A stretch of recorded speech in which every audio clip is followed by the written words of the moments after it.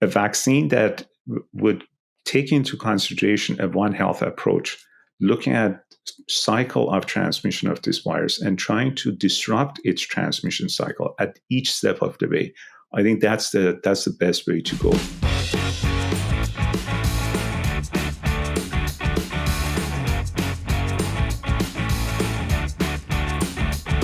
Hello, everyone. My name is Doug Korver, and I'm one of the hosts of the Poultry Podcast Show. Welcome to our latest installment. If you find this interview interesting, please let us know by visiting our website at wisenetics.com. You can also learn more about our other podcasts covering poultry, swine, dairy, beef, feed milling, and even pet food. And you can feel free to suggest a new guest as well. Today, our guest is Dr. Shayan Sharif, who is professor and interim associate vice president of research in the Agri-Food Partnership at the University of Guelph. Welcome to the program, Shayan. Good morning, and thank you so much for having me. So that's quite a title you have. Can you talk about your current position and maybe your background, how you came to this position at the University of Guelph? Oh, more than happy to. So I did my PhD several years ago. I was just going to say many decades ago, but then that would have really revealed my age. So as a result of that, I would say several years ago, I came to University of Guelph to do my PhD. My PhD was on bovine immunogenetics and mastitis and associations between genetics and disease resistance, primarily against mastitis in dairy cattle. But I came to Canada with one big love in my heart, which was to work on genetics of disease resistance in chickens, because I was absolutely fascinated by Marek's disease and genetic associations with Marek's disease. So that was really the big love of my life. And I came to Canada to do some work around that. At the time, there was nobody doing that kind of work in a university in Canada. There were some people in Agriculture and Agri-Food Canada who were doing the work. And by the time I became a faculty member, I said, I'm just going to have to make sure that I will do what I always wanted to do. And I did actually establish a research program in that area. And then my interest basically started expanding to a wide variety of different kinds of research areas in the context of poultry, including avian influenza and poultry gut health. And I became a professor in the Department of Pathobiology at the Ontario Veterinary College. And I've been there for the last 22, 23 years or so.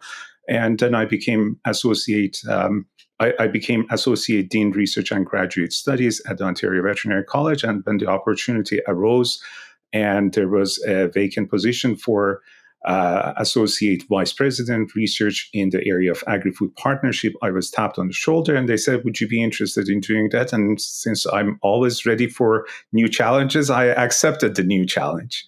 Are you enjoying that position? So far, so good. It's a fantastic position. It gives me a lot of opportunities and a lot of latitude. I've worked with a lot of really talented people within the university and outside the university, regionally within city of Guelph, provincially within the province of Ontario, nationally, and also globally. So it's been not only challenging, I would say it's also been very rewarding and very exciting. Elevate animal performance with Berg & Schmidt Animal Nutrition, your trusted ally in excellence. Their high-quality feed ingredients like coated nutrients and fat powders provide ruminants with extra energy, boosting health, productivity, and cost efficiency. Unleash your herd's potential with Berg & Schmidt.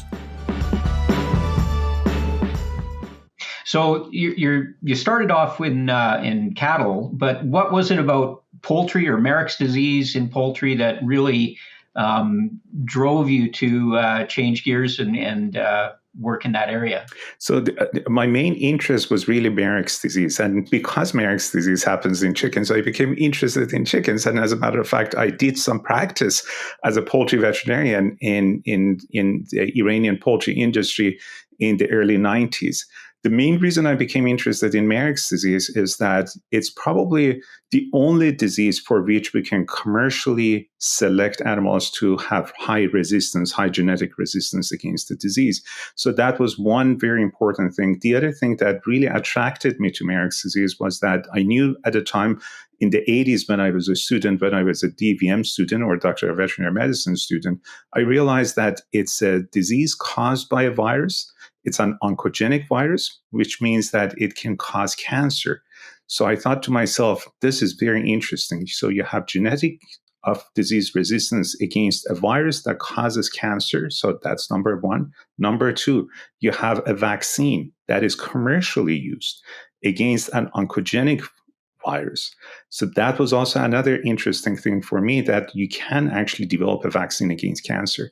And I thought to myself, wouldn't it be nice if we can ever create a vaccine against human cancer? And lo and behold, now we do actually have some of those vaccines, for example, in the form of Gardasil, which is against human papillomavirus. It's not Merck's disease, but it's similar to Merck's disease in terms of causing cancer by a virus. So that was basically, how I became interested in the disease, and that really led me to poultry. And then I became a poultry veterinarian because I was really interested in all of the above. Great. So that interest in poultry diseases and viruses has led you to work with avian influenza currently. So let's talk about that a little bit. Can you talk about the signs of avian influenza in poultry and maybe in particular highly pathogenic AI? Yeah, by all means. So there are two different types of avian influenza viruses. They're so-called low pathogenic viruses and the highly pathogenic. So low pathogenic viruses are those viruses that usually don't cause any clinical signs. There is usually no other consequences associated with them, although in some circumstances they can actually cause, I would say, mild cases of respiratory distress and reduced production. But generally speaking, low pathogenic viruses are present globally, and they usually don't really cause significant amount of disease. In many countries, they've become quite endemic. So they're present, and poultry flocks may become infected without the farmers even noticing that they've become infected. Although, as I said, some of them could be quite something to control in terms of our ability to control them. We don't really have a whole lot of different options. Highly pathogenic viruses, on the other hand, if we get infection with highly pathogenic viruses, it's much easier to notice them. Why? Because within 48 to 72 hours, we would see massive amount of mortality, unfortunately, in the flocks, and also the sort of things that we would observe are quite dramatic in terms of respiratory distress and signs associated with, for example, gastrointestinal problems, even in some cases, neurologic signs that one would observe, like, for example, seizure, twisting of the neck, and things of that nature. So clinical signs range from, like I said, something really, really mild, which could be, just coughing and sneezing, all the way to spiking mortality among poultry. Can you give us an update on the current status of highly pathogenic AI in North America anyways? So in North America, over the last 2.5 years or so, since December of 2021, we've seen massive amount of mortality and culling in Canada and also in the US.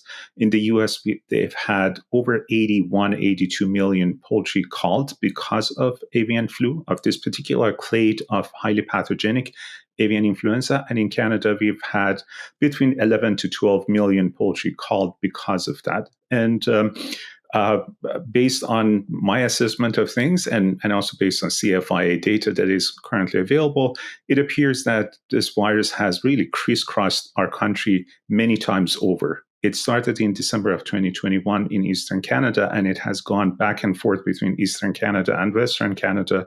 The two provinces that are most impacted by avian influenza are your province, Doug, Alberta, and also British Columbia. British Columbia probably has had the most number of poultry culled because of this particular virus. Ontario, Quebec, and other provinces have also been affected. In the US, I would say great majority of their states have already recorded cases of avian influenza, and wherever they've had more intensive poultry production, they've had more cases of avian flu. So it is here, and I would imagine that it's here to stay. Mm-hmm. Yeah. So I'm not a veterinarian, but it seems in the past, we'd have periodic concerns, outbreaks of avian influenza, usually related to migratory bird activity. But it seems like it's a year-round threat now. So what's changed about either the virus or the patterns of distribution or how it's transmitted that makes it a year-round threat? So it's still, I would say, probably being carried by migratory birds in terms of its transmission behaviors. In the past, we would have probably put a little bit more emphasis on barn to barn or farm to farm transmission. There is still barn to barn and farm to farm transmission happening, but there is also a more, I would say, accentuated role for migratory birds for introducing it and reintroducing it into various different parts of North America and across the globe.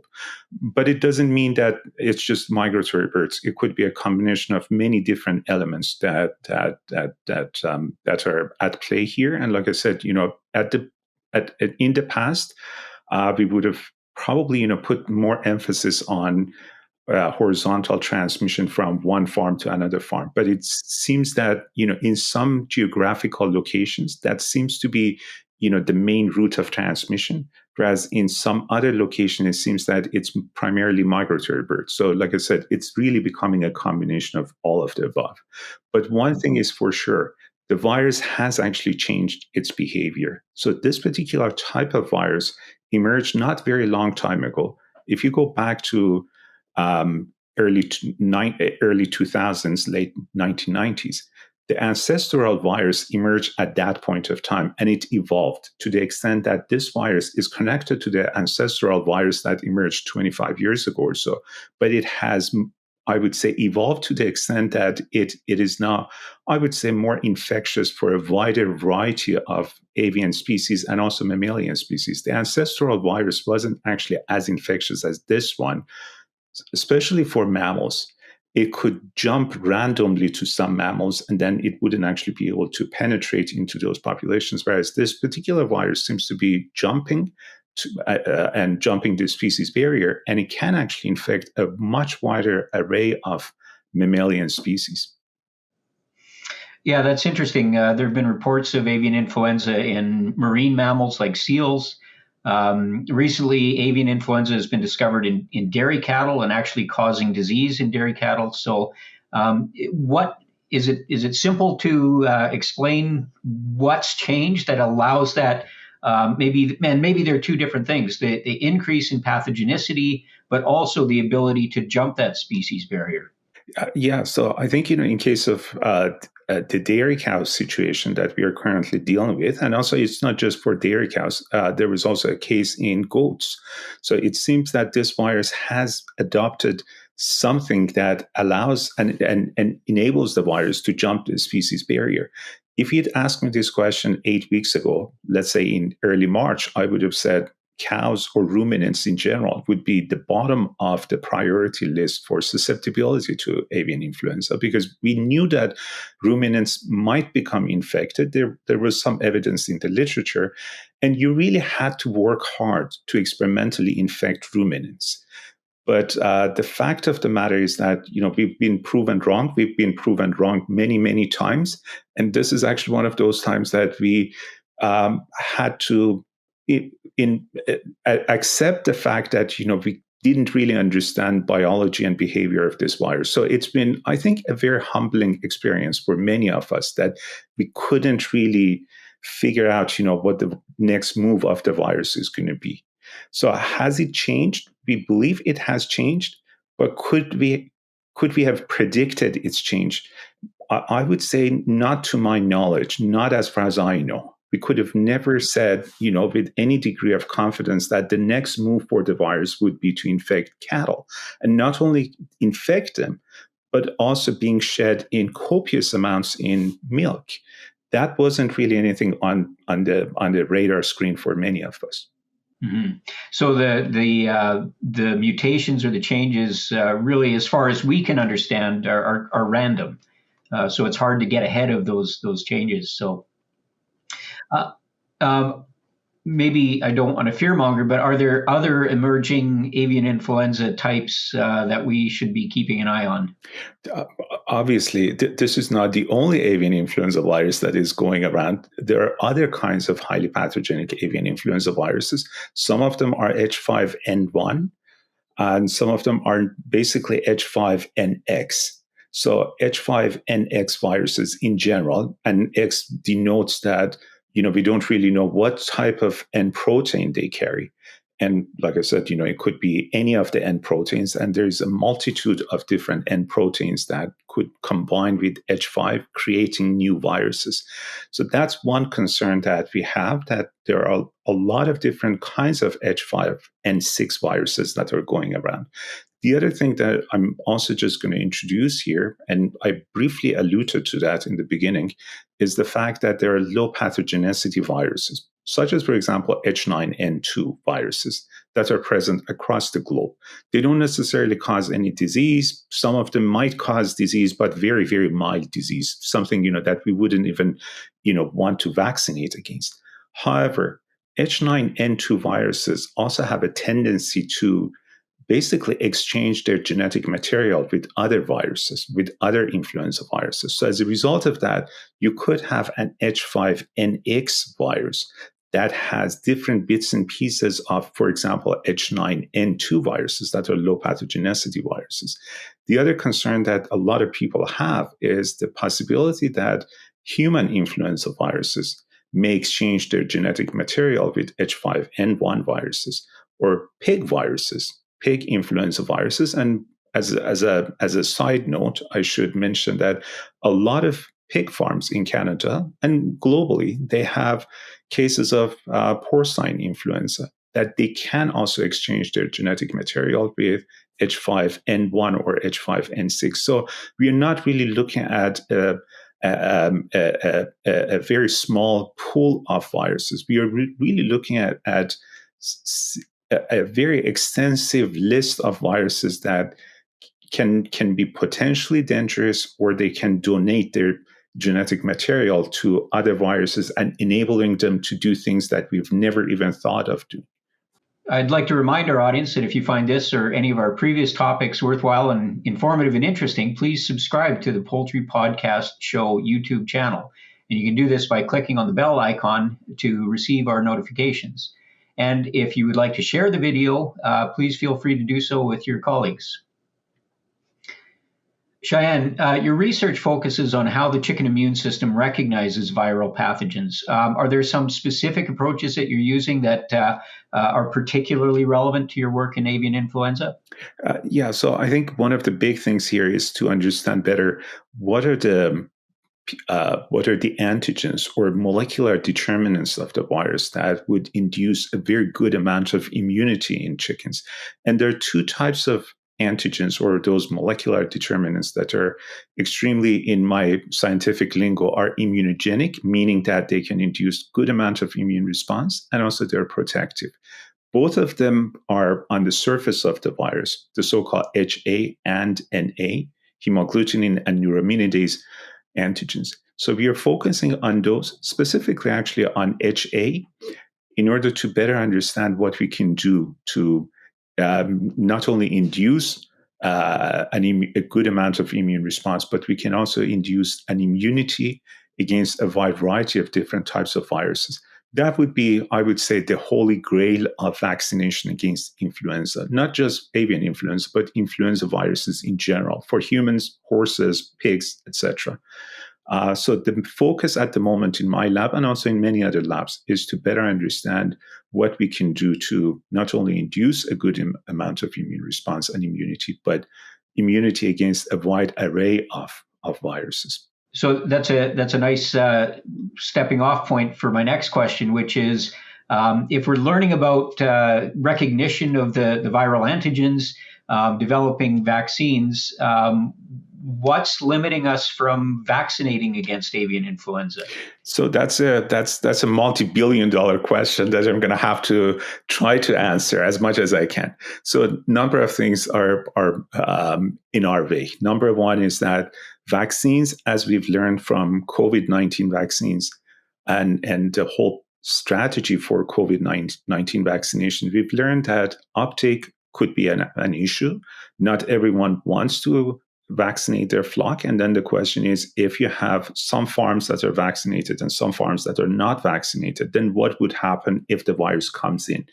Could those vaccinated flocks get infected and then shed the virus. And then the virus can travel to the next door neighbor who is not vaccinated. And then you can have transmission of the virus. So if you're going to be using vaccination as a strategy, then it has probably, it's got to be a national strategy. We can't really have a patchwork of vaccination or no vaccination. So that's number one.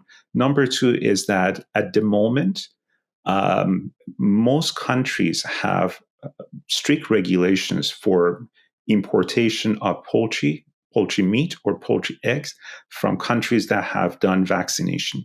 So, as an example, in China and in some Middle Eastern countries and North African countries, there's been vaccination against avian influenza. And because of that, there have been some restrictions, trade barriers, and so forth. France has just begun vaccination of its poultry flocks. Actually, as a matter of fact, it's only ducks, not chickens or turkeys. It's only ducks specifically, and as a result of that, now there is a trade barrier for importation of duck meat from France. The barriers to trade because of vaccination. What's the rationale for that?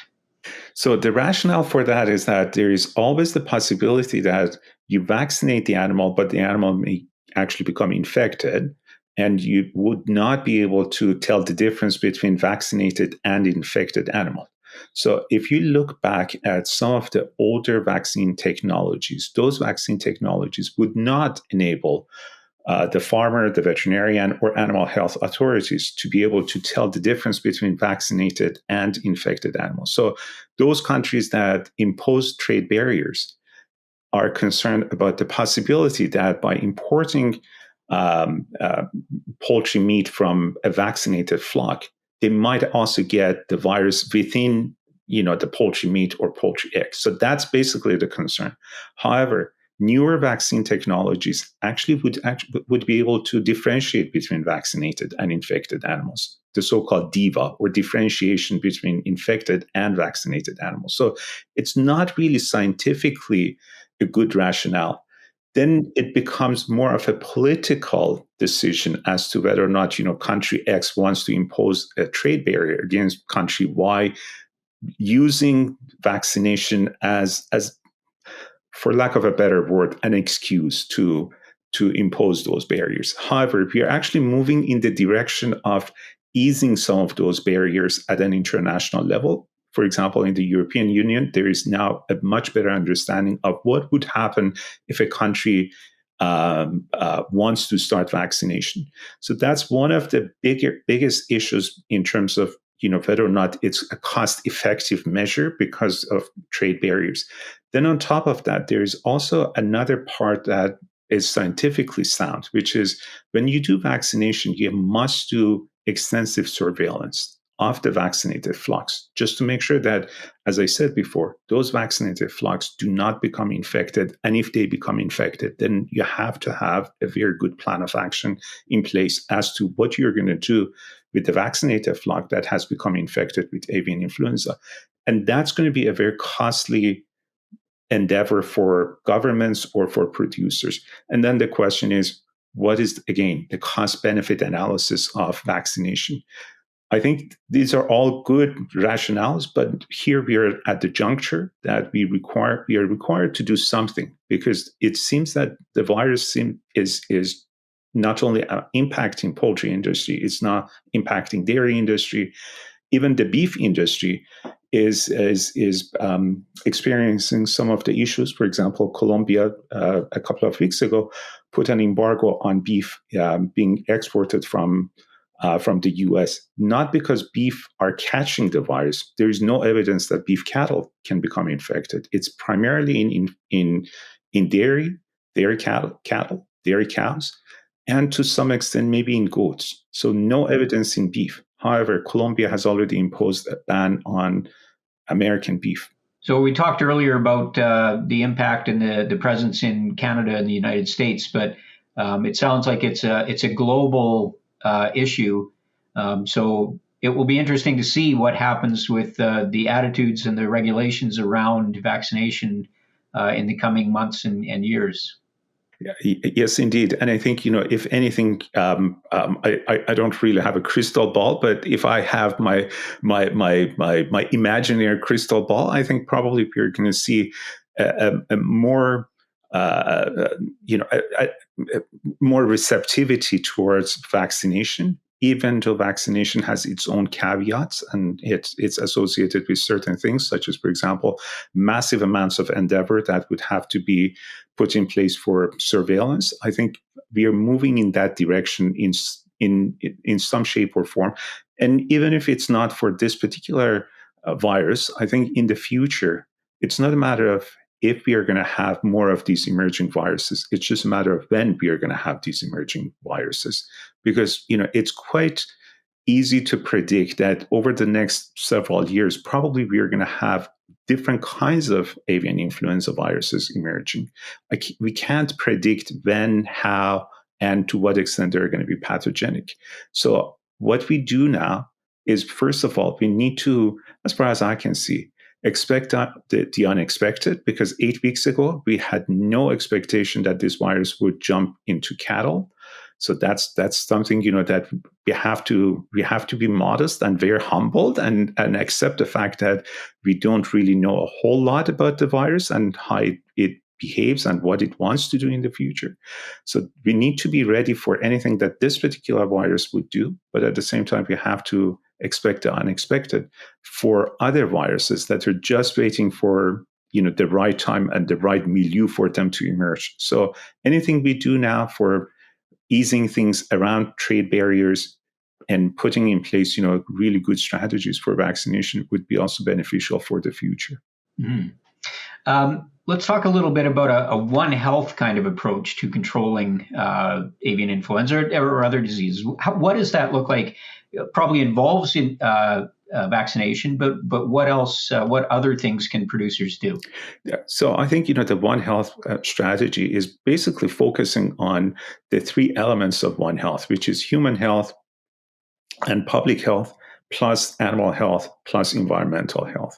The reality is that, and I think COVID-19 was another good example of that human health and environmental health and potentially animal health are all of them intertwined. So as an example, this is a good moment for us to think about what we can do in terms of, for example, creating a surveillance system which is based on a One Health approach. Just sampling and doing surveillance of humans probably is not going to give us the solution. Surveillance of animals, chickens, let's say wild mammals like scavenging mammals and so forth that have shown to be susceptible to avian influenza, that's also not going to give us the solution. And also just looking at the environment, like for example, effluent from dairy operations is not going to give us the solution for presence of the virus and what we can do to combat the virus. But actually looking at all three of them and trying to make the connection between all three of these elements, between animals, humans, and the environment, hopefully that would give us a better solution. The other aspect of this is that if we are going to come up with a solution for prevention or for treatment, what are the sort of solutions that we can offer to, first of all, make sure that this virus would not get a chance to jump from avian to other avian species, and also from avian species to mammals, and potentially from avian and mammals to humans. So a vaccine that would take into consideration a One Health approach, looking at cycle of transmission of this virus and trying to disrupt its transmission cycle at each step of the way, I think that's the best way to go. And I think environmental health is a totally different ballgame, and it's also very much connected to human and animal health. Well, thanks, Shayan. That was a really interesting overview of some of the challenges, the emerging challenges and ongoing challenges that the industry and society are facing with highly pathogenic avian influenza. So thank you very much for your time, and thank you to our audience as well. Thank you so much for having me. And if you've enjoyed the interview, please give us a thumbs up on the platform that you're using to view this podcast. My name is Doug Corver, and I'll see you next time on the Poultry Podcast Show.